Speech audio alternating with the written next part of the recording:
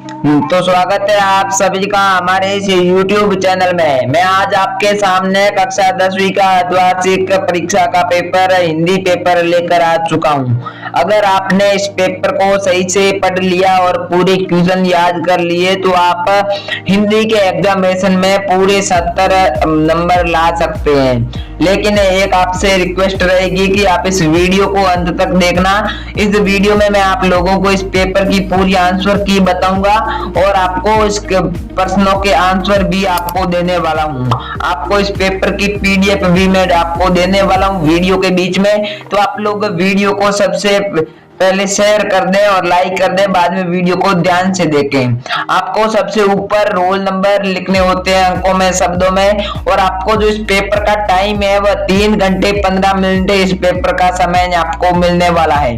कुल मिलाकर ये पेपर 70 पूर्णांक यानी कि 70 पूर्णांक का ये पेपर होने वाला है। और आप लोग कक्षा 10वीं अर्धवार्षिक परीक्षा 2025-26 के इस पेपर को हल करके आप लोग जो आपका पेपर 2 दिसंबर को होने वाला है, इस 2 दिसंबर के पेपर में पूरे 70 नंबर फोड़ सकते हैं।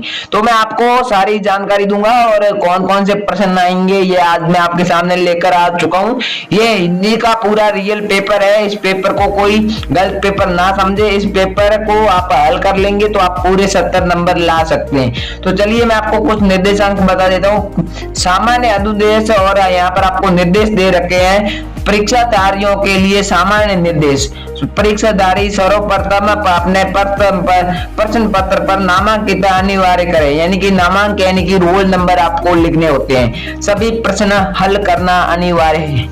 आपको सभी जो इस पुष्टि में प्रश्न दे रखे हैं वह हल करना है। सभी प्रश्नों के अंक उनके सामने अंकित है। तो आपको ये सब आपने जान लिया। तो अब आज का वीडियो शुरू करते हैं और सबसे पहले प्रश्न जान लेते हैं। सबसे पहला खंड में आपको निम्नलिखित अपठित गद्यांश को पढ़कर पूछे गए प्रश्नों के उत्तर लिखिए। प्रत्येक प्रश्न 1 अंक का आपका होने वाला है। तो आपके सामने अभी ये जो गद्यांश आ रहा है, जैसे कि प्राचीन काल में भारतीय नारी का स्वरूप साधनीय रहा है। यहाँ पहले नारी को लक्ष्मी, सरस्वती और दुर्गा रूप में माना जाता था। जिस प्रकार लक्ष्मी धन की, सरस्वती पिता और दुर्गा शक्ति के अधिष्ठान देवी है, उसी प्रकार नारी को इन तीनों के देवताओं के रूप में मंडित किया गया है। परंतु परवर्ती काल में नारी का गौरव कम होने लगा और भोग विशाल की वस्तु माना गया। मध्य काल में विशेषकर मुगलों के आगमन में अनेक हेतु दुर्विचारों के प्रभाव में नारी के जीवन की शोषण, उत्पीड़िता तथा व्यथा को ग्रस्त बना चला। परंतु वर्तमान काल में ज्ञान, विज्ञान और स्त्री शिक्षा का प्रचार होने के साथ साथ विरोधी जागृत हो गए। और ऐसा आपके सामने ये जो पूरा अपठित गद्यांश दे रखा है। अब आपको बताना है नारी को किस देवी के रूप में माना गया। लक्ष्मी, दुर्गा, सरस्वती, उपयुक्त सभी। तो आपने जैसे कि गद्यांश पढ़ा, गद्यांश बिल्कुल ही सरल था। तो आपका यहाँ पर जो उत्तर है वो लक्ष्मी भी माना गया, दुर्गा भी माना गया, सरस्वती भी माना गया। तो आपका राइट उत्तर यहाँ पर ग हो जाएगा। उपयुक्त सभी यहाँ पर आपका राइट आंसर हो जाएगा। इसके बाद आपके सामने दूसरा प्रश्न है, किस काल में नारी का गौरव कम होने लगा? यानी कि किस काल में नारी का गौरव कम होने लगा? प्राचीन काल में, ख है मध्य काल, या फिर परवर्ती काल में, ग है वर्तमान काल में, और घ है इनमें से कोई नहीं। तो आपका जो इसमें सही आंसर होगा वह मध्य काल है, परवर्ती काल, ख आपका यहाँ पर सही आंसर हो जाएगा। इसके बाद में आपके सामने जो तीसरा क्वेश्चन दे रखा है, मध्य काल में किसके आगमन से कुरीतियों और रूढ़ियों का प्रचार हुआ? मुगल, यवन, अंग्रेज, या फिर इनमें से कोई नहीं। तो दोस्तों आपका ये जो तीसरे क्वेश्चन का आंसर है वो आपका हो जाएगा क, मुगल के माध्यम से हुआ था।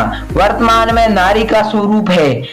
वर्तमान में नारी का स्वरूप क्या है? देवीत्व का, वो भोग विलास की मूर्ति का, दयनीयता का, या फिर समान अधिकार को प्राप्त करने का। तो आपका यहाँ पर ये जो चौथे क्वेश्चन में है वह आपका उत्तर वो मैं आपको अभी बता देता हूँ, लेकिन आप ये जो प्रश्न याद करके जाना, तभी आप लोग पूरे में से पूरे नंबर ले पाएंगे और चौथे प्रश्न का उत्तर आपका ग हो जाएगा।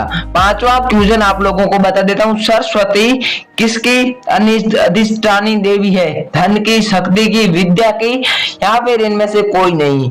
तो सरस्वती किसकी धनिष्ठानी है? तो विद्या की। आपको घ ऑप्शन सही हो जाएगा। फिर आपके सामने आता है दूसरा क्वेश्चन, निम्नलिखित अपठित पद्यांश को ध्यान पूर्वक पढ़कर पूछे गए प्रश्नों के उत्तर आपको देने हैं। प्रत्येक प्रश्न 1 अंक का रहने वाला है। विधवासीन का समय, मेघ में आसमान में उतर रही है वही संध्या, मुद्री परिसी, धीरे धीरे, ये आपको ऐसे दे रखा है। तो यहाँ पर आपको कुछ प्रश्न पूछे गए, यानी कि 5 प्रश्न पूछे गए हैं। पहला प्रश्न है, प्रस्तुत काव्यांश में किस समय का वर्णन हो रहा है? सुबह का, दोपहर का, संध्या का, रात्रि का? तो ये बिल्कुल ही इजी क्वेश्चन आपको दे दिया है, और ऐसे इजी क्वेश्चन आएंगे तो आप लोग पूरे 70 में से 70 नंबर फोड़ सकते हैं। आपका इसमें ग ऑप्शन सही हो जाएगा, संध्या। इसी के साथ हम अगले क्वेश्चन की बात कर लेते हैं। संध्या सुंदरी किसके समान प्रतीत हो रही थी? तो नारी सी, परी सी, गुड़िया सी, या फिर कामिनी सी? तो आपके सामने ये जो 4 ऑप्शन हो रहे हैं, इनमें से आपका ये जो दूसरे क्वेश्चन का आंसर ख सही हो जाएगा, परी सी।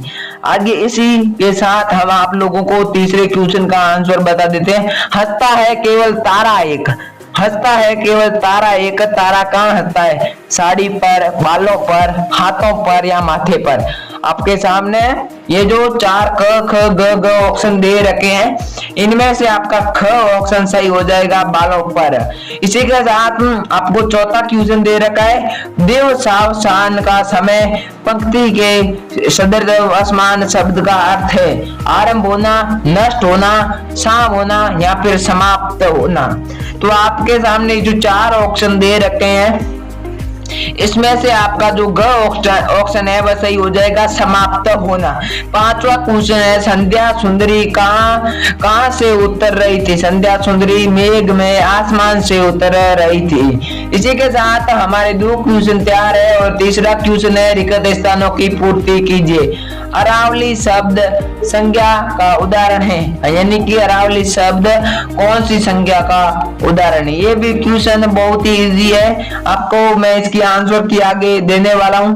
तो यहाँ पर आपको बता देता हूं कि ये अरावली शब्द है, ये जो व्यक्तिवाचक संज्ञा का उदाहरण है। अरावली शब्द आपको यहाँ पर व्यक्तिवाचक लगा देना है। मनोबल शब्द में संधि है, तो मनोबल शब्द में कौन सी संधि है ये आपको बताना है। तो यहाँ पर विसर्ग संधि आपकी सही हो जाएगी। त्रिनेत्र शब्द में समास है, त्रिनेत्र में समाज कौन है? तो आपको बता देना है, बहुविक्री समाज आपको यहाँ पर लिख देना है। मैं क्यों लिखता हूँ? पाठ विधा में लिखा गया है, पाठ विधा में लिखा गया, तो आपको लिखना है निबंध, यहाँ पर आपको निबंध लिख देना है। और राम लक्ष्मण परशुराम स्वाद रामचरित्र मानस के काव्यखंड से मिसले लिया गया है, तो आपको यहाँ पर लिखना है बाल, यहाँ पर आप लोग बाल लिख दीजिए। मैं जो आपको आंसर बता रहा हूँ ये सही आंसर है। और चौथा क्वेश्चन हम बात कर लेते हैं, निम्नलिखित अधुलात्मक प्रश्नों के उत्तर दीजिए। प्रत्येक प्रश्न के लिए उत्तर सीमा लगभग 20 शब्दों की है। भोलेनाथ के पिताजी किस पुस्तक का पाठ करते थे? ये आपको भोलेनाथ के पिताजी किस पाठ का? तो यहाँ पर आपका रामायण सही हो जाएगा, रामायण पुस्तक का पाठ करते थे। ये दंतुरित मुस्कान कवि ने किसकी मुस्कान का मनोहर वर्णन किया है? तो आपका ये जो दूसरा सवाल है, ये दंतुरित मुस्कान कविता में, तो इसका आपको आंसर आगे मैं देने वाला हूं। और नौसिखिया शब्द का क्या अर्थ होता है? नौसिखिया ये मैं आपको आगे आंसर की बताने वाला हूं, उसमें मैं आपको बता दूंगा कि इसका अर्थ क्या होता है। साथ ही मैं आपको पूरी पीडीएफ में आंसर की दे दूंगा। सबसे पहले आप प्रश्न जान लीजिए। चश्मे वाले को पान वाला क्या समझता था? पागल, यानी कि वो चश्मे वाले को पागल समझता था, तभी वो पागल या सनकी आप लोग कह सकते हैं। तो ये वो आपको बता देना है। और इसके साथ 5वां क्वेश्चन, बाल गोविंद भक्त के बेटे का मखानी किसने था, यानी कि मखानी किसने था, तो आपको लिखना उसकी पतोई ने, उसकी पतोई आपको यहाँ पर बता देना है। और बाद में अमीक छीन किस वादन के निपुण थे, अमीक छीन किस वादन के निपुण से, तो आपको लिखना है शहनाई। जो आपका यहाँ पर शहनाई वादन है वो आपका यहाँ पर सही आंसर हो जाएगा। आगे मैं आपको आंसर की बता दूंगा, आप टेंशन मत लो। 5वां प्रश्न देख लेते हैं। निम्नलिखित गद्यांश में से किस एक के सभी अर्थगर्भ शब्दों प्रश्नों के उत्तर लिखिए। प्रत्येक प्रश्न एक अंक, कुल अंक 3 है। हवलदार साहब ने अचानक जीप क्यों रुकवाई, जीप रुकते ही हवलदार साहब ने क्या किया, हवलदार साहब की आंखें क्यों भर आई। इन सभी सवालों के आपको जवाब इस गद्यांश को पढ़ कर देना है। इसके बाद में आपको ये अथवा में भी एक दे रखा है, ये भी आप लोग इनका भी यहाँ पर उत्तर लिख सकते हैं। सभ्यता और संस्कृति कैसी शब्द है, ये भी आप लोग सभ्यता और संस्कृति शब्दों के क्या जोड़ने पर समझ आता है। ये आप लोग भौतिक सभ्यता और आध्यात्मिक सभ्यता में क्या अंतर है, ये आपको उत्तर दे सकते हैं। और आपके सामने जो छठा और सबसे मोस्ट क्वेश्चन है, निम्नलिखित पद्यांशों में से किस एक के सभी अर्थगर्भ संबंधों से प्रश्नों के उत्तर दीजिए। तो आपको यहाँ पे छोटे से जीवन के कैसी बड़ी कथाएं आज कहानी, इसके आपको उत्तर देने होते हैं। ये जो आपको गद्यांश मिलते हैं ये कम से कम 20-25 नंबर के आपके आते हैं, तो इनको आप याद करके जाना। यहाँ पर निर्देश दे रखा है, प्रश्न संख्या 7 से 17 तक के लिए प्रत्येक प्रश्न के लिए अधिकतम उत्तर सीमा 40 शब्द आपको मिलने वाली है। संगतकार कविता का संदेश स्पष्ट कीजिए। परशुराम जी ने विजय पूर्ण बातों का क्या उत्तर दिया और क्यों।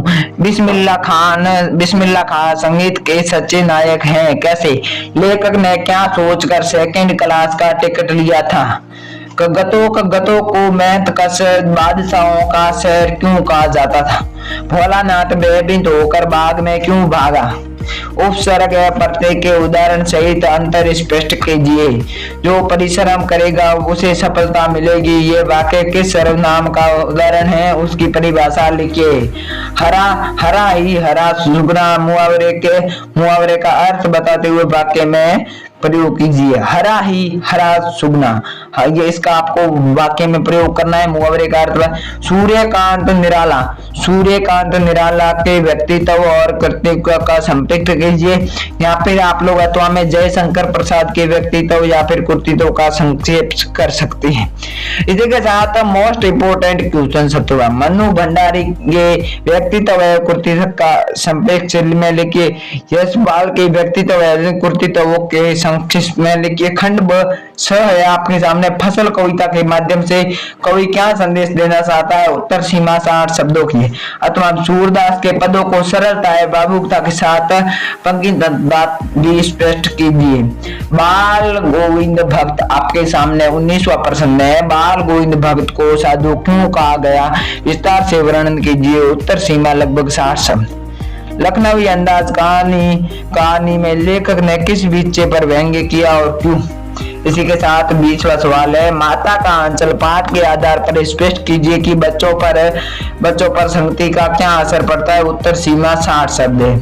और इसी के साथ हीरो सीमा पर लिखी कविता लेखक को अंत में बड़ा दोनों दबावों का परिणाम है, स्पष्ट कीजिए। आपको यहाँ पर और यहाँ पर आ चुका है खंड द हमारा। तो खंड द का 21वां क्वेश्चन देख लेते हैं। स्वच्छता विभाग की ओर से डेंगू रोग नियंत्रण हेतु चेतावनी संबंधित एक विज्ञापन लिखिए। उत्तर सीमा 50 शब्द। अथवा में आपके विद्यालय में ग्रीष्म काल में निःशुल्क कंप्यूटर शिक्षण की व्यवस्था की गई है। अपने विषय में प्रधानाचार्य की ओर एक विज्ञापन लिखिए। इसी के साथ 22वां क्वेश्चन है। अपने आप को राजकीय उच्च माध्यमिक विद्यालय भीलवाड़ा का छात्र अमित कुमार मानकर अपने विद्यालय के प्रधानाचार्य को शैक्षिक भ्रमण का आयोजन करवाने के लिए एक प्रार्थना पत्र लिखना है। इसके अथवा में दे रखा है। आप सीकर निवासी सुमन है अपने भाई के शुभ विवाह में आमंत्रित करते हुए अपने सहेली सुशीला को एक निमंत्रण लिखी। इसी के साथ जो 23वां क्वेश्चन है, निम्नलिखित विषयों में से किसी एक विषय पर 300 शब्दों का निबंध लिखिए।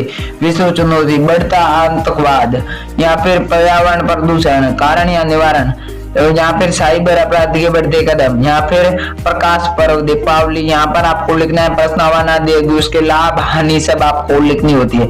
आई होप साथियों आपको ये मेरा वीडियो पसंद आया और मैंने जो आपको वीडियो में बताया वही पेपर 2 दिसंबर का आपको आने वाला है, तो इस पेपर को पूरा याद करके जाना।